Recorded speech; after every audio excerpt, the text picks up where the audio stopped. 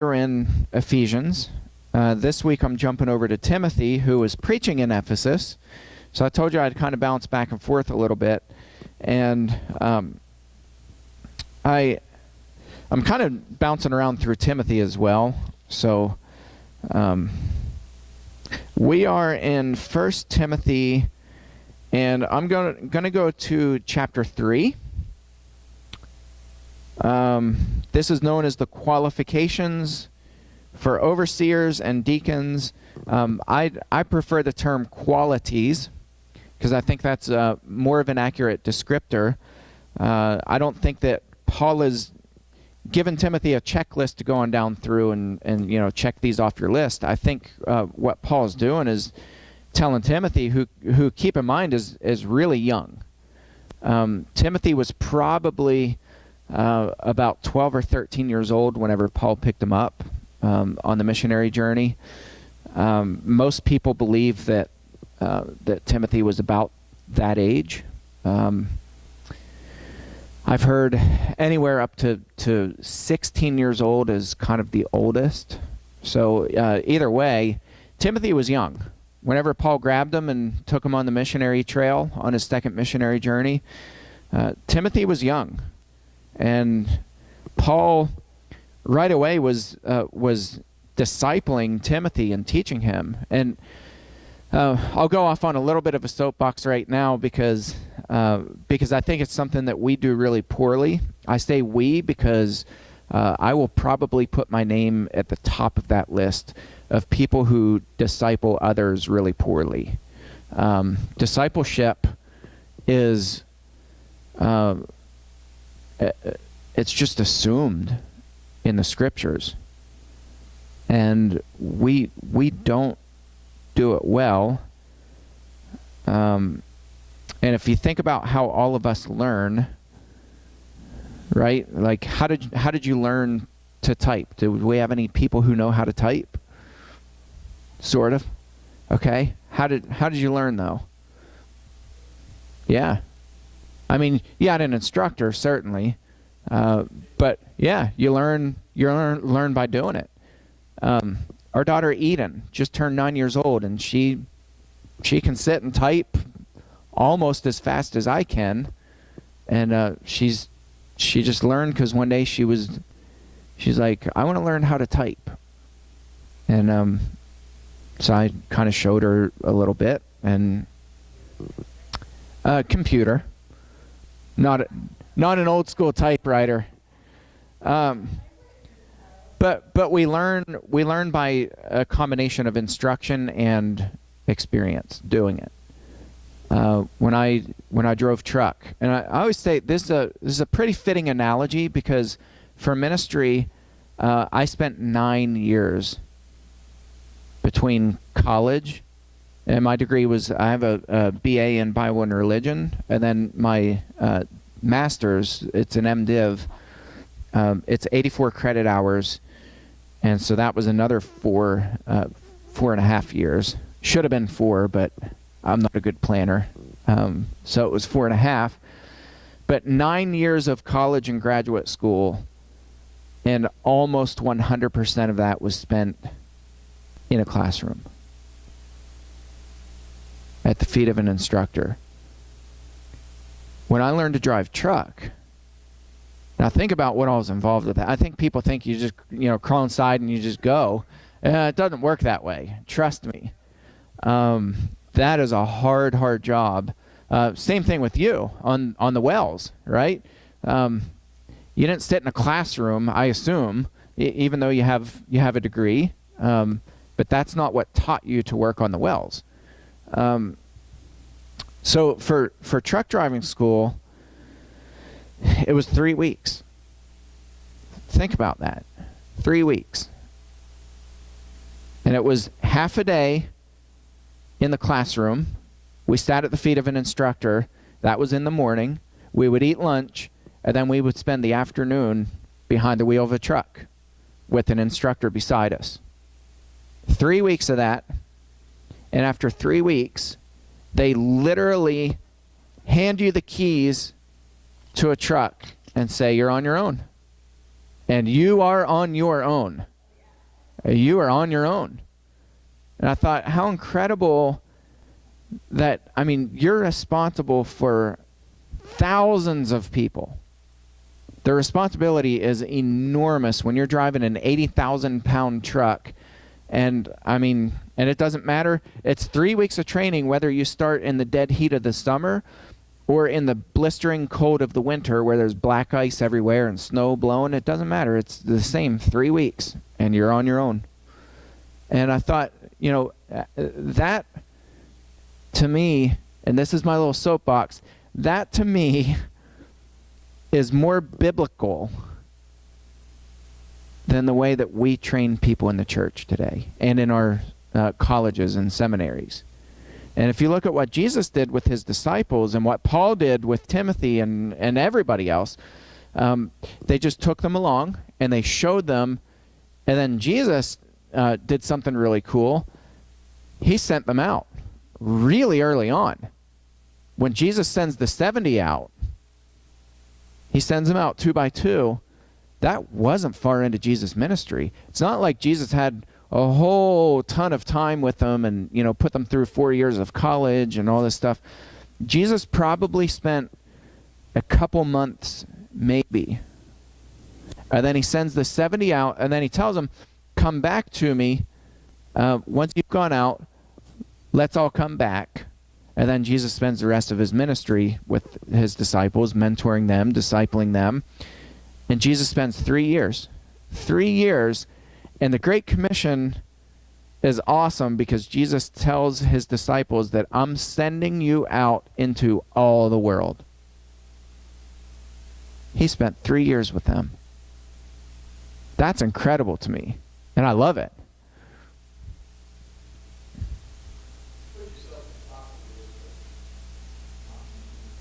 Yeah. Yeah, I'm probably not number one. I'm number one.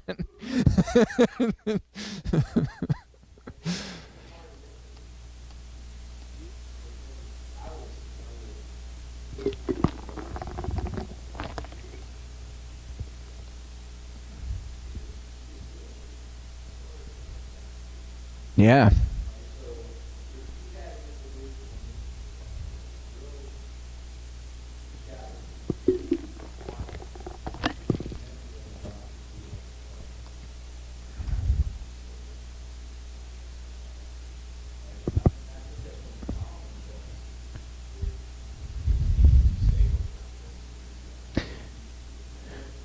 Yeah.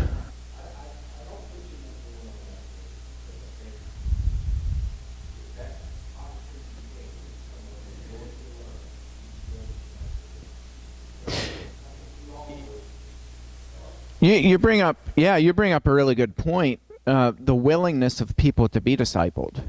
You know, and you know, I was down in Texas this past week. I went down for just a day.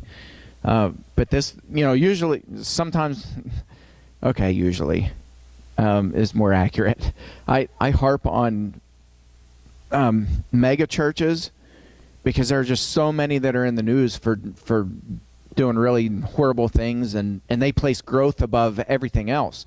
I was just at a mega church that I can brag on. This was a church of 6,000. And I mean, from the time I walked in till the time I left, and I met with their ministers, and they've got a lot of them, and they just really impressed me. And one of the things that impressed me about this church was they don't place growth above everything else. They place discipleship at the top. So for them, it's not about growing this big church. They're growing because they disciple well. And one of the things that one of the ministers told me is, we expect people. And we let them know from the time they come in the door. And he said, we have a lot of people who walk right back out that door when we tell them this. We tell them, we expect you to give back to the church. We expect you to give of your time and of your money. And, you know, they don't mandate it. They're not like, you know, you can't be here. They don't do that. But they tell them, you know, they set the expectation right off the bat. And they say, we expect you to give 1 hour, to volunteer 1 hour of your time a week. Everybody. and people do it, and they do it willingly. And they were telling me about they do a mission day once a year, and this was really cool. I thought this was really cool. They get with the local police department and they say, give us a list of everybody in the city who has code violations. And they have that kind of master list, and then they plan, and then on that day they just descend on each of those properties and they bring them up to code. And so they said, we build fences, we replace porches, we replace roofs of houses, like everything that we can do, and we cover as many of those codes as we can, and we get the entire city back to where it's within code. That's one congregation. Yeah. And I thought this is why that church is growing. So it's not about cranking up the entertainment, and it's a church that they disciple really well. And I think that probably started with their first church planting minister, who just had a vision for discipleship and was like, okay, we need to take people under our wing. And so but the reverse side of that is people have to be willing to do that. And I think when there's a good combination of people who are willing to be discipled and people who disciple well, you see the church function the way that it did in the first century.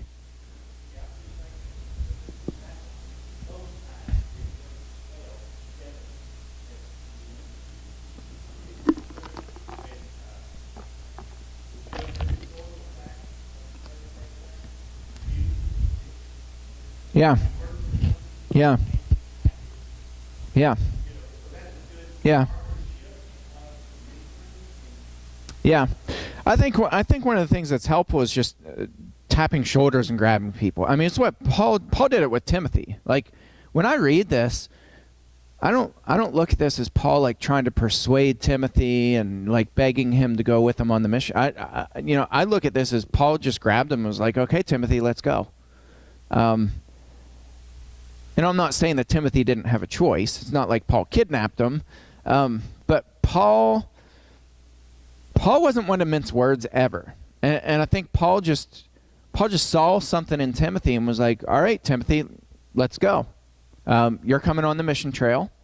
And they did that. And then Paul fairly quickly puts Timothy in Ephesus and then writes him these letters. And it's like he invested so much time and effort and energy into Timothy and the church in Ephesus. He was in Ephesus for, 2 years, 2.5 years? It was one of the longest stays that Paul was anywhere.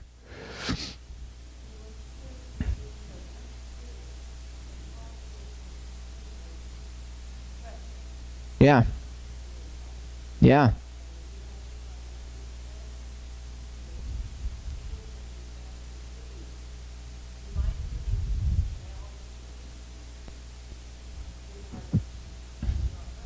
Yeah. Yeah.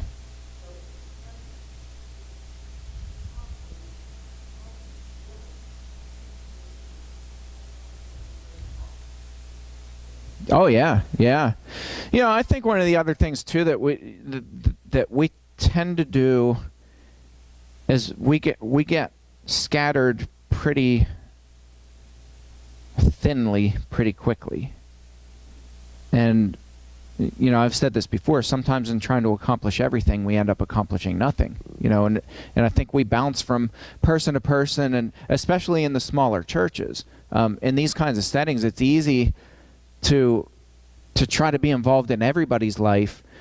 And what they were doing is they were involved in few people's lives, and then those people were involved in few people's lives, and then everybody was taken care of really well. And I think that's what Ephesians 4 is all about, where, some are given to be, apostles, and, you had teachers and shepherds, and you have all these different people who were equipping the saints for the works of ministry, for the building up of the church. Jesus had his 12 disciples that's who he focused on. Paul had a very few people who he really focused on and discipled. The rest, he was just out there teaching. But the ones who he really discipled, it was a small number. It was a really small number. So anyway, that was my little soapbox, which took up most of the time. But I think it's important to highlight that we can't lose focus of that as the church, because growth comes when we disciple well. And I've seen that. I witnessed that. But as Bob said, there has to be a willingness for people to be discipled, and to say, hey, show me the ropes. Yeah.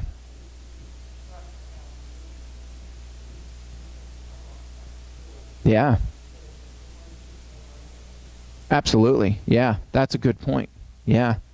And it's pretty cool too. I was really encouraged. I was just super encouraged, and I kind of took a step back and was just observing when I was down there, and what I saw was just everybody working together.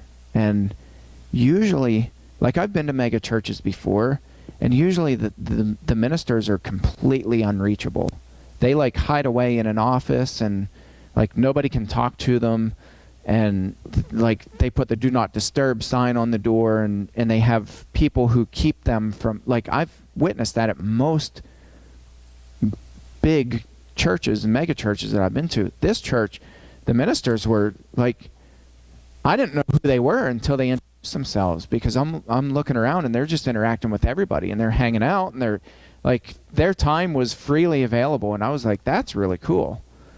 And it was like that all day that I was there. They were just mixing and mingling with people, and they were hanging out. They were talking to them. They'd sit down on a couch or a chair and just talk to people, and like they were readily available. And I was like, that's really cool. Okay, the qualities of overseers and deacons. I think this is really important for Paul to write to Timothy. One, because Timothy's young. Two, because Timothy is the one appointing the shepherds and the deacons. And three, Ephesus was kind of a mess. Just generally, the city was it was pretty wild. It was right on the Mediterranean Sea. It was a port city, so you had ships coming in and out constantly. And never forget the riot. The riot that happened, where they were shouting for 2 hours, packed in a stadium of 24,000 people, and they wanted to kill Paul. That's how Paul left Ephesus. And then he's like, okay, Timothy, your first preaching job is in Ephesus. But Paul wasn't like, good luck. Paul stayed with Timothy. He invested in Timothy, and he wrote Timothy. And so that's the context for Paul writing these qualities for overseers and deacons. It's not like this is just kind of generally for all churches, though I think these apply to all churches. But Paul's specifically writing Timothy, who was specifically in Ephesus, and he's writing these qualities saying it's really important that you find shepherds and deacons who have these qualities. So he goes on, chapter 3, verse 1, the saying is trustworthy. If anyone aspires to the office of overseer, he desires a noble task. Therefore, an overseer must be above reproach, the husband of one wife, sober-minded, self-controlled, respectable, hospitable, able to teach, not a drunkard, not violent but gentle, not quarrelsome, not a lover of money. I like that a lot of these are in the negative. So he's not saying that, they need to be sober. He's saying they need to be not a drunkard, not violent, not quarrelsome, not a lover of money. Verse 4, he must manage his own household well, with all dignity, keeping his children submissive. For if someone does not know how to manage his own household, how will he care for God's church? That's a rhetorical question. He must not be a recent convert, or he may become puffed up with conceit. and fall into the condemnation of the devil. Moreover, he must be well thought of by outsiders, so that he may not fall into disgrace, into a snare of the devil. Okay, so why are these specific things important as qualities for overseers, for the shepherds? Yeah, and not just teach, but shepherd, guide. Do you want... So again, this analogy, because I was mentored really well when I drove truck. Like, that's when I look at discipleship. Like, most of my really good discipleship came, strangely enough, from the secular world when I drove. And when you're out there, and I mentored other people too. But the first thing that I tell people, young green drivers, I trained my youngest brother, Mark. I got him his CDL, I trained him. And the first thing I told him is, you're here to learn from me, and I'm here to learn from you. I don't know all the answers. I'm not some super trucker. And the minute I start acting like one, I was like, you need to call me out on it. You need to pull me out of my truck and have a serious sit down with me. Because that's the minute, when I become super trucker, that's the minute that I start having accidents and killing people. That was one of the things in our training that they taught us, and I'll never forget this. We had one guy, he was a 4 million miler, accident-free. 4 million miles accident-free, one of our instructors. And he said, I want you guys to rate yourself on a scale of 1 to 10, 10 being the best, 1 being the worst. Where do you think you are on that scale as a driver? And so, you know, of course, we were rating ourselves like a 5, 6, something like that. And he said, okay, where do you want to be on a scale of 1 to 10? He said, after you go through training, you're on the road a couple years, where do you want to be? And almost everybody, almost all of us wanted to be a 10. Because who doesn't want to be a 10? He said, everybody with your hands up right now, within the first 6 months, you all are going to have accidents. And in my mind, I was like, well, there's no way. I've been running farm equipment, you know, from the time I was 11 years old. I've been driving, you know, so I'm kind of thinking about these things. Little did I know that all of those things were arrogant ways of thinking. And in the first 3 months, I had not 1 but 2 accidents in the same day. They were minor, but that was a humbling wake-up call. And you better believe I changed my attitude real quick after that. It is a humbling thing, and this is too. And so, you know, all this stuff that Paul's laying out for Timothy, it's not just about, you know, the way that a lot of churches use this, and I think we all know this. A lot of churches are like, well, you know, he doesn't meet the qualifications, and and they go through this thing. That's not how the 4 million miler Phil trained us. He wasn't like looking through the room. He's like, you know, you got to meet this checklist. What Phil was doing, by the way, Phil rated himself as a 3. 4 million miles accident free. He rated himself a 3. And we were all mystified at that. And we were like, why would you rate yourself so, like 3 is like somebody who goes out and crashes all the time? And he goes, no, you're looking at it the wrong way. He's like, I rate myself a 3 because I have so much more to learn. He's like, you need, above all else, humility. And he said, you need to have humility and a willingness to learn. And he said, if you ever lose that, he's like, you become the super trucker who's out there hurting people. And I was like, this would be an interesting way to kind of rate ourselves just as Christians. Never mind overseers, but as Christians. and to say, how do we rate ourselves? Or where are we at on the scale of wanting to be, perfect versus, not so perfect. I was going to say careless, but it's not really right. But, listen to what Paul's saying here. This is all about humility. It's all about placing yourself lower than other people. This is Philippians chapter 2. When he says even Christ himself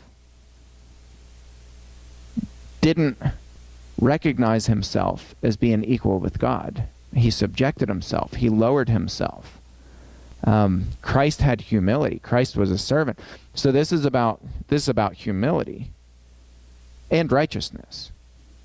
And if you remember, I hope you remember that righteousness and justice are the foundation of your throne. Steadfast love and faithfulness go ever before you. Psalm 89:14. This is about righteousness, justice, and humility. He must not be, I like verse 6, he must not be a recent convert.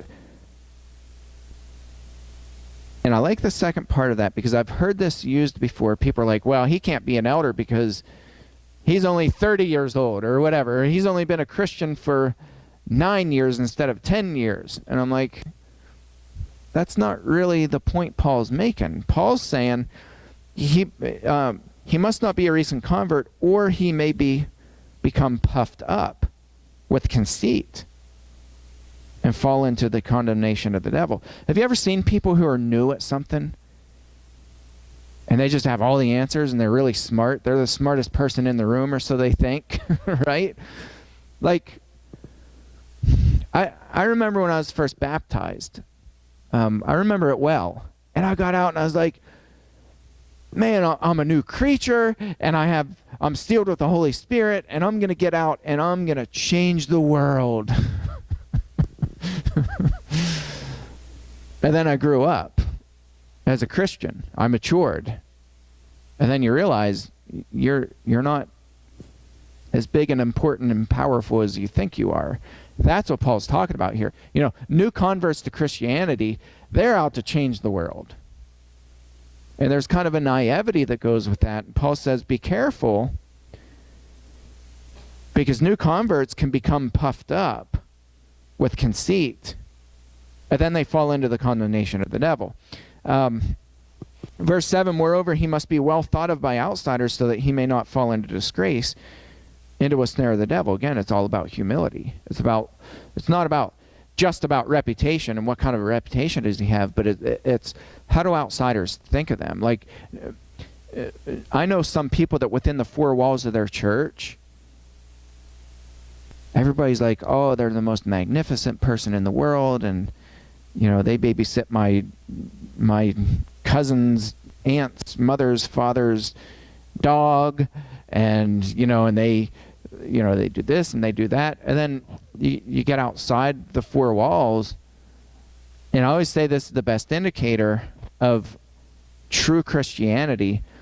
Go to the restaurants and ask the servers how the church people behave, or the grocery stores, right? So if that persona changes once somebody gets outside the four walls, and I think that's the point Paul's making. Be the same person out there as you are in here. When you gather together as the church, do outsiders, do non-Christians speak well of you? Or are you the person that you walk out and they're like, oh, here comes that crazy evangelist Jimmy who's going to beat us over the head with the Bible? Like, I know some Christians who have that reputation, that people out there tell me, I walk the other way when I see that person coming, or I pretend like I didn't see them, or I break out in hives when I see that person. If that's how the world is speaking of us, Paul's saying, to Timothy, be weary of that.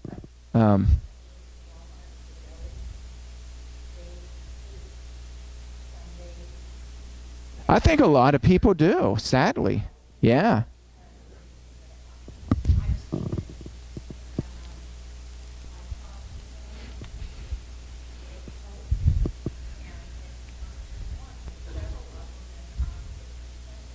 Yeah.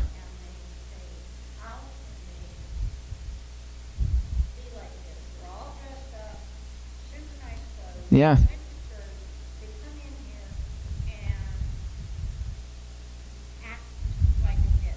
Yeah.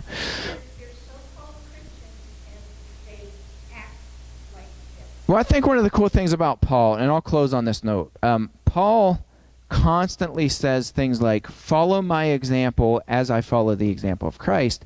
Paul also says to a lot of the churches that he writes to, you know how I was when I was with you. That's not an arrogant statement that Paul's making. Paul's appealing to the fact that his letters are based on the validity of who he is in Christ. That Paul never changed when he was with people.